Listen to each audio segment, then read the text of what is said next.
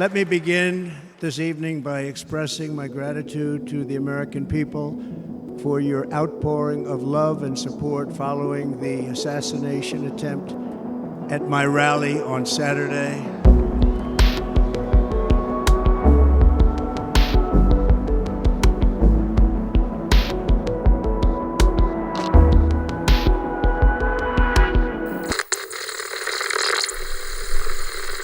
Hai, saya Rifan Dwi Astono. Kamu sedang mendengarkan BTS Gedung Putih.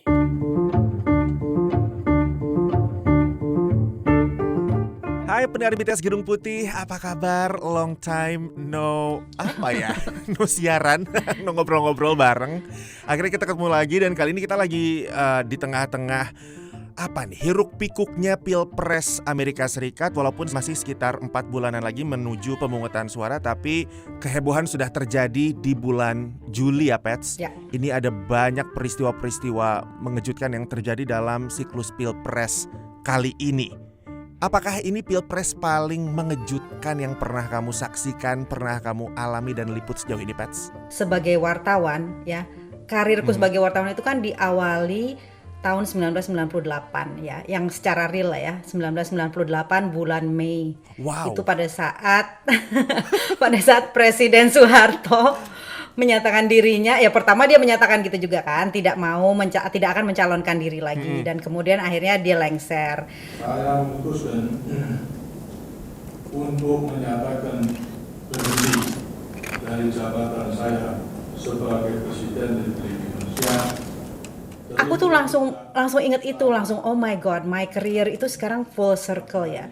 Dari 1998 lengsernya Presiden Soeharto dan sekarang dengan kisruhan politik yang tentunya tidak bisa disamakan ya antara Amerika Serikat dan Indonesia, banyak yang berbeda. Namun dari segi kesempatan jurnalistik yang aku dapatkan seumur karirku itu luar biasa banget. Yes. Aku merasa bersyukur sekali. Meskipun ya setelah itu berhari-hari tidak tidur. Wajar. Seperti jurnalis-jurnalis lainnya di Amerika saat ini ya. Betul. Dan ya udah kan shock gitu kan. Sampai kayaknya udah nggak bisa shock lagi. Iya. Kayaknya stok untuk kita terkejut udah habis nih gara-gara peristiwa di bulan Juli ini. Karena aku tadinya untuk yang Pilpres tahun ini merasa kayak ini bakal boring deh. Soalnya ini hanya mempertemukan dua kandidat yang sama. Terus juga gagasan-gagasannya kita udah tahu gitu kan. Tapi terus terjadi bulan Juli ini berbagai peristiwa yang mengejutkan langsung jadi igniting lagi atau memicu lagi ini semangat buat wah gila nih. Pilpres kali ini juga ternyata di luar prediksi dan kayaknya ini bakal lebih seru bahkan daripada Pilpres yang lalu, ya nggak sih Pets? Secara energi begitu ya. Tadinya kan bangsa Amerika ini kayaknya udah udah malas banget sih, meskipun lebih banyak energi pendukung Donald Trump dari Partai Republik, kalau dari Partai Demokrat tuh memang udah jelas udah malas banget kan. Mereka sebetulnya there's no enthusiasm, tidak antusias sama sekali mendukung Biden. Sekarang dengan adanya pergeseran ini tampak sekali energinya melonjak, baik itu kita lihat dari dana ya. Semenjak dia umumkan ya, si Kamala Harris diumumkan sebagai calon yang dijagokan oleh Joe Biden setelah dia mundur, itu dalam kurang dari 24 jam, 81 juta dolar. Wow, itu 1,4 triliun rupiah. Tapi di episode kali ini kita bukan cuma mau ngomongin soal mundurnya Biden nih pendengar. Karena seminggu sebelum mundurnya Biden juga ada peristiwa mengejutkan lainnya, yaitu ketika mantan Presiden Donald Trump itu jadi target percobaan pembunuhan. Dan itu dilakukan ketika dia lagi berkampanye. Nah makanya kita bakal coba untuk merangkum peristiwa-peristiwa selama bulan Juli ini yang cukup menghebohkan dalam Pilpres Amerika Serikat. Tapi kita runut mulai dari peristiwa di tanggal 13 Juli itu, Pets.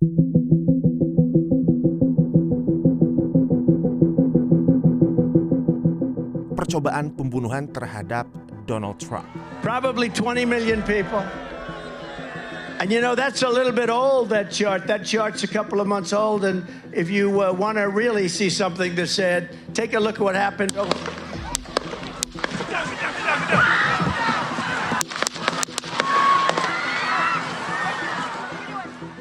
Apa sih yang jadi catatan besar kamu dari peristiwa tersebut? Karena ini jelas bukan hal yang kita temui setiap hari, let alone tiap hari. 10 tahun sekali juga enggak peristiwa kayak gini. Ya, betul. Memang percobaan pembunuhan terhadap presiden dan kandidat presiden di Amerika Serikat ini bukan yang pertama kalinya terjadi. Tentunya kamu sudah tahu kan dari semenjak zaman Abraham Lincoln juga kan. Tapi tentunya di dalam sejarah modern ini yang pertama kali semenjak Ronald Reagan, ya kan. Nah, itu memang luar biasa sekali ya kalau kita lihat footage videonya setelah kejadian, itu memang tipis sekali. Yang aku catat dari percobaan pembunuhan tersebut adalah betapa masterful-nya Donald Trump, betapa lihainya dia sebagai seorang politisi yang sangat paham dengan pencitraan. Bayangkan aja begitu percobaan pembunuhan, ya kan? Dia langsung drop down kan, karena itu udah standard operating prosedur ya. Karena di situ kan ada bulletproof glass kan, di depan podium biasanya begitu. Jadi langsung turun, kemudian si Secret Service semua langsung mengeroyok dan langsung menghantamkan badan mereka di atas badannya dia untuk melindungi dia, ya kan? Tapi begitu sudah clear, begitu sudah dapat informasi bahwa snipernya itu sudah dilumpuhkan dan akan digerakkan ke mobil, itu yang pertama keluar dari mulutnya apa coba? Let me get my shoes. Right. Mana sepatunya? Biar aku pakai sepatu dulu gitu kan. Dia tahu, dia tidak ingin ada gambar dia jalan tanpa sepatu. Itu satu. Kemudian yang kedua adalah ini dia lagi di dalam keadaan dikepung sama Secret Service-nya dia ya. Pokoknya semua tubuhnya dilindungi karena takut kalau misalnya ada peluru susulan. Tapi dia menyelinap keluar dan kemudian mengacungkan kepalan tangannya dan mengucapkan kata-kata fight, fight, fight.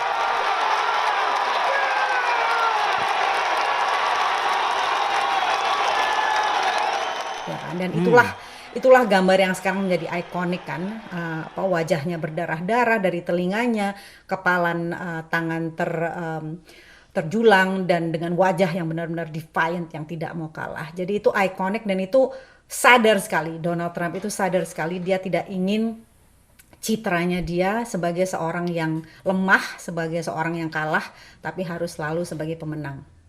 I see.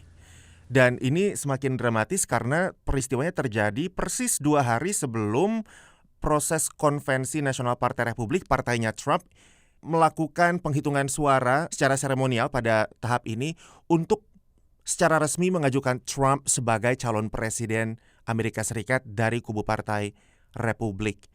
Ada pengaruh besar nggak sih, Pets, dari peristiwa percobaan pembunuhan tersebut terhadap jalannya konvensi Partai Republik pada saat itu? Ada, jelas. Karena tone konvensi Partai Republik yang tadi seperti kamu bilang adalah tujuannya menominasi secara resmi ya Donald Trump berdasarkan hasil pemilu pendahuluan. Yang tadinya memang dukungan terhadap Trump itu sudah luar biasa, tapi dengan adanya percobaan pembunuhan ini itu ada elemen religi baru. Dalam arti divine intervention. Ini adalah tangan Tuhan. Tuhan yang menyelamatkan Donald Trump karena Tuhan ingin Donald Trump menang untuk menyelamatkan Amerika. Itu wacana yang disampaikan dari hampir semua pembicara dari konvensi Partai Republik yang selama 4 hari tersebut. God Almighty intervened because America is one nation under God and He is certainly not finished with President Trump.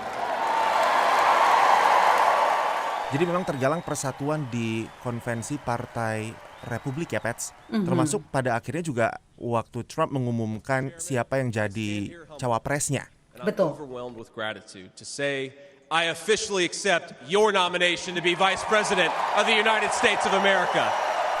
Ya, ini adalah orang yang bernama J.D. Vance yang masih muda. Berapa umurnya, Van? 36, 39? 39 tahun ya, dia Betul. ternyata milenial juga kayak aku. Kandidat milenial cawapres pertama. Dan ini memang kalau dilihat dari J.D. Vance ini, Trump itu sudah tidak peduli lagi dengan kalkulasi politik. Dalam arti begini, pada saat dia memilih Mike Pence tahun 2016, itu kan dia memilih orang yang religius dan kemudian yang berasal dari Indiana. Pokoknya mengisi kekosongan basis politik yang tidak dimiliki. Ya. Nah, untuk kali ini ya kan tadinya spekulasinya Trump memilih somebody yang perempuan, somebody yang minoritas, yang pokoknya yang mengisi kekosongan politiknya. Tapi saking dia percaya diri dengan kekuatan brand Donald Trump, dia merasa nope, I don't need anybody other than the person that I like. Dan the person that I like itu adalah the person who is most like me. Yang dipilih adalah J.D. Vance yang itu disebut sebagai para kritisinya sebagai MAGA mini-me. Karena memang dari berbagai opini dan dari retorikanya itu sangat mencerminkan posisi Trump.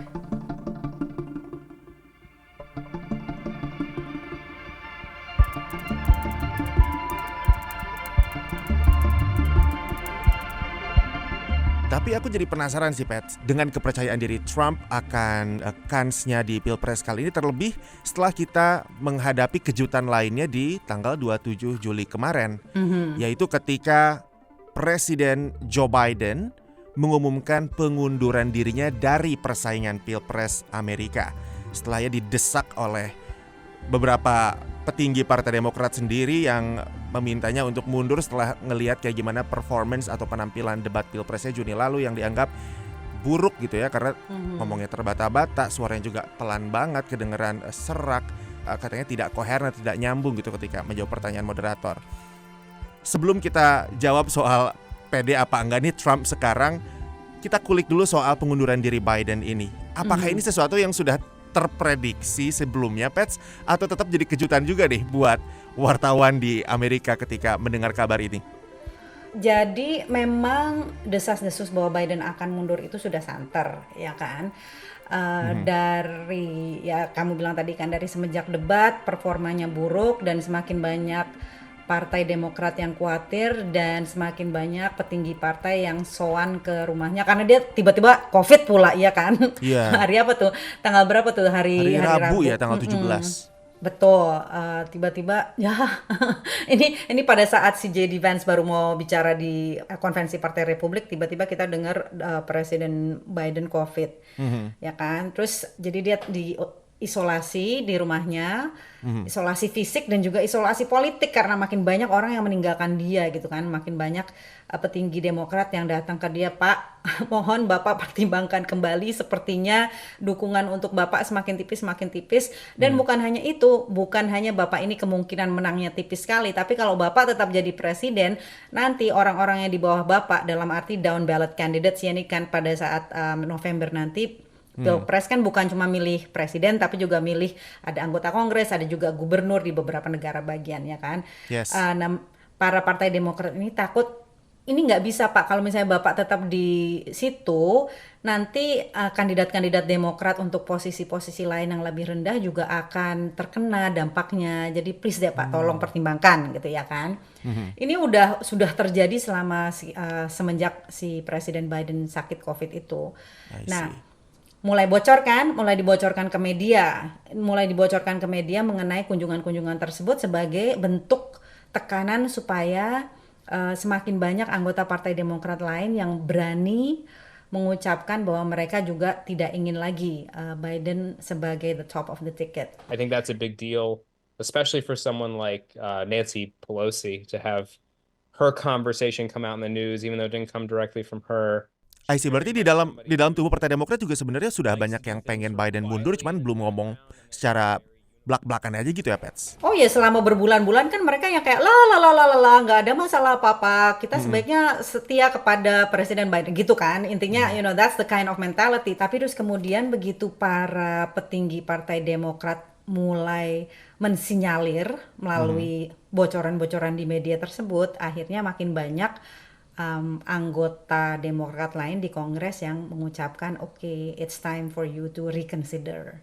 Sampai akhirnya datanglah hari Minggu itu jam 1.46 siang. Dan kamu tahu nggak? Apa tuh? Tweetnya itu 1.46 siang. Biden ngasih tahu staffnya jam berapa, tahu nggak? Jam berapa? 1.45. What? 1 menit sebelumnya? Yes. Jadi itu tuh kalau misalnya kamu tanya kita terkejut atau enggak, ya in a sense kita udah tahu it's going to happen at some point. maybe this weekend, karena sinyalirnya adalah si para petinggi Partai Demokrat ini membiarkan Presiden Biden memutuskan sendiri, tidak usah didesak lagi selama akhir pekan. Tapi kalau by Monday dia tidak mengundurkan diri juga, oke, kita mulai main keras nih, kasarnya seperti itu ya kan. Tapi terus kemudian yaitu hari Sabtu ada 2 strategis terdekatnya dia yang dipanggil, kemudian kabarnya diputuskan pada malam tersebut ya. Jill Biden terutama ya, Jill Biden ini key, ibu negara ini sangat kunci sekali ya tentunya sih ya. Mana ada sih ibu negara yang tidak bermain besar dalam politik negara manapun intinya, but she was the one yang insist bahwa kalau misalnya memang ini terjadi harus terjadi dengan penuh kehormatan, Biden harus dihormati intinya seperti itu. Dan akhirnya setelah si 2 strategis ini datang menunjukkan polling mereka sendiri ya, Partai Demokrat sendiri, bukan polling internal dari, ya. Yang menunjukkan kayaknya memang ini udah nggak mungkin Pak gitu ya. Dan ini sudah sesuai juga kan dengan kalimatnya Presiden Biden sendiri yang mengatakan dia hanya akan mundur kalau dia melihat jejak pendapat itu udah parah banget, atau kalau misalnya ada masalah kesehatan, atau kalau misalnya ada teguran tuh kalau misalnya memang itu the Lord Almighty wants me to, intinya dia bilang gitu kan, yang kalau misalnya Tuhan menginginkan. Nah, dengan dia COVID dan kemudian strategisnya datang menunjukkan polling yang buruk sekali, itu it's as if those 3 things terpenuhi ya kan. Jadinya dia memutuskan, terus dia panggil keluarganya, terus baru besokannya dia mengumumkan kepada semua stafnya 145 dan 146 diumumkan ke seluruh dunia. But nothing can come in the way of saving our democracy. That includes personal ambition. So I've decided the best way forward is to pass the torch to a new generation. Ini in a sense sebetulnya jadi babak penutup karir yang cukup gimana ya ngejelasinnya, bukan pahit juga, atau bisa dikatakan pahit ya Pets, karena kan Biden ini udah berkarir di politik Amerika berdekade-dekade. Dia dari umur berapa, 29 jadi senator, jadi orang termuda di Senat pada saat itu, sekarang jadi presiden tertua di Amerika Serikat. Udah panjang banget dan ditutup dengan cara yang seperti ini gitu kan? Ya, I mean it is bittersweet. Yang jelas kan ya sebenarnya kalau kita tarik mundur lagi, Biden itu pada saat 2020 itu kan berjanji bahwa dia akan menjadi presiden transisi, ya kan? Jadi kalau misalnya kita mau ngomong seharusnya pada saat itulah setelah Biden menang ada regenerasi. Tapi tidak terjadi dan terbukti secara pencapaian legislatif Biden itu berhasil ya kan. Jadi dia dan orang-orang terdekatnya merasa mampu bahwa wah ini dengan track record jabatan pertama oke banget, kita bisa kok masa jabatan kedua, ayo kita lanjutkan. In 2020 you referred to yourself as being a bridge candidate for a younger, fresher generation of Democratic leaders, and I wanted to know what changed. What changed was the gravity of the situation I inherited. Dan di sekitarnya para politisi Demokrat yang lain juga nggak ada yang berani menantang kan. I mean that conversation never happened. That conversation untuk mengatakan apakah Biden ini kandidat kita yang terbaik, that never happened. Nggak ada yang menantang dia sampai akhirnya seperti ini. Dan sekarang tibalah kita di masa ketika Partai Demokrat lagi menentukan siapa yang mau gantiin Biden.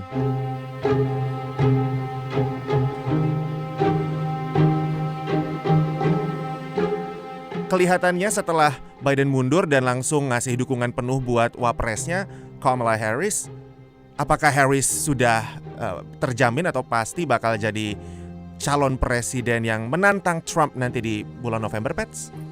Sudah pasti 100% belum karena masih ada proses, tapi kalau dilihat dari semua suara Demokrat itu sudah mengumpul menyatu mendukung Harris, kemungkinan besar iya. Secara prosedural nanti pada saat konvensi Partai Demokrat 19 Agustus itu kan teknisnya semua delegasi. Jadi kan kalau di Amerika ini intinya kalau kita nyoblos Biden Harris itu bukan ngasih suara ke Biden Harris tapi ngasih suara ke delegasi yang nanti pergi ke konvensi dan memberikan suara mereka ke Biden Harris gitu kan. Nah, 3.900 delegasi yang berkumpul di Chicago nanti, sebagian besar sekarang sudah menyatakan bahwa mereka akan mendukung Harris. Tapi kalau tiba-tiba antara sekarang hingga konvensi dalam waktu berapa tuh 3 mingguan gitu ya, ada orang yang mengatakan nanti dulu, jangan seenaknya, saya juga mau kok jadi capres misalnya begitu. Nah, Partai Demokrat itu harus menunjukkan bahwa mereka punya proses, entah itu debat, entah itu whatever it is yang menunjukkan bahwa mereka menghormati demokrasi. I see. So itulah yang nanti kita tunggu. Tapi kalau sekarang sih kelihatannya most likely akan Kamala Harris. And it is my intention to go out and earn this nomination and to win. Nah sekarang yang jadi pertanyaannya adalah kalau beneran nanti jadi Kamala Harris yang berhadapan dengan Trump, sejauh ini jajak pendapat, walaupun aku tahu kita tidak bisa mengandalkan jajak pendapat saja, terutama setelah Pilpres 2016, kira-kira Harris atau Trump yang sejauh ini unggul? Kalau kita lihat dari hasil jajak pendapat kemarin ya, sebelum pengumuman bahwa Harris yang menjadi calonnya, Harris itu sebetulnya lebih lemah dibandingkan Biden untuk melawan Trump, ya kan? Tapi itu kan dia belum kampanye, dia belum terkenal, dia belum menyampaikan pesannya kepada masyarakat Amerika Serikat. Nah, kita lihat nanti jajak pendapat ke depannya seperti apa. Sudah ada beberapa yang menunjukkan bahwa Harris mulai either mendekati atau menang tipis terhadap Donald Trump kalau misalnya Pilpres dilakukan hari ini.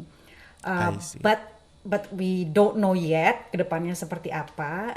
Dan kalau misalnya kita lihat juga yang sebetulnya faktor penting ya, itu adalah yaitu antusiasme dan energi Partai Demokrat yang sekarang ini luar biasa excited, ya kan? Apalagi perempuan, African American, progresif, karena dia kan terkenal lebih liberal daripada Joe Biden. Masalahnya juga nanti siapa yang akan menjadi cawapresnya, karena itu pun akan menentukan, ya kan? Banyak warga Amerika yang tidak suka ada perempuan kulit hitam yang menjadi capres. So orang-orang seperti itu harus diberi sosok yang kira-kira bisa menenangkan diri mereka, bahwa ada bagian dari tiketnya yang laki-laki kulit putih. Pokoknya seperti politisi Amerika yang selama ini terpilih.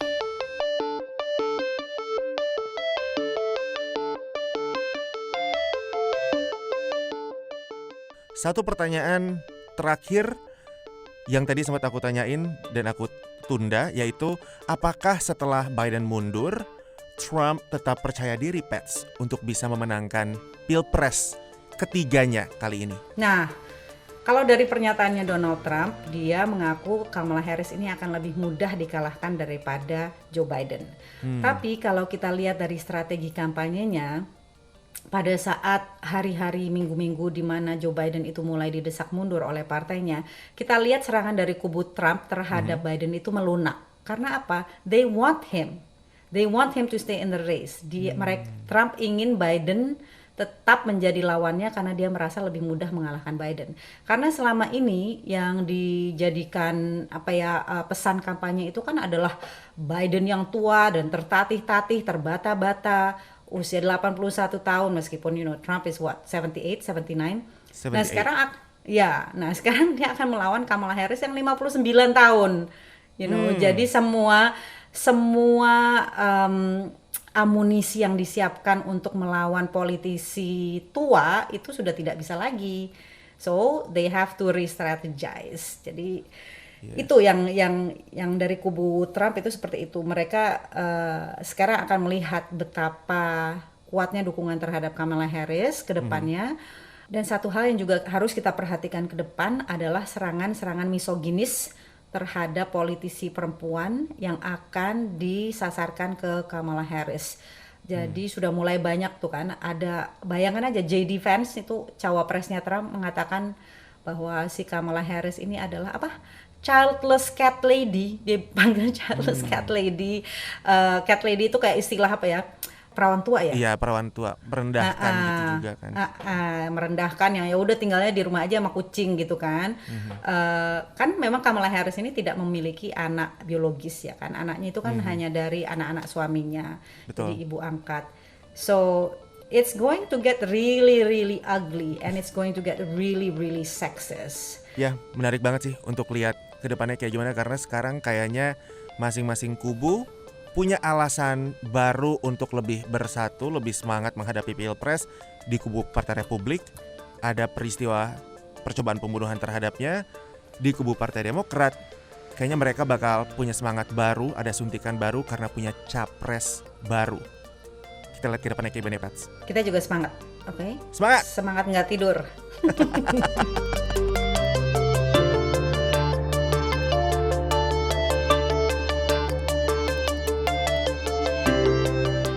Ikuti dinamika politik Amerika Serikat bersama Kepala Biro Gedung Putih VOA, Patsy Widakuswara, dalam podcast produksi VOA Indonesia, BTS Gedung Putih. Sampai jumpa.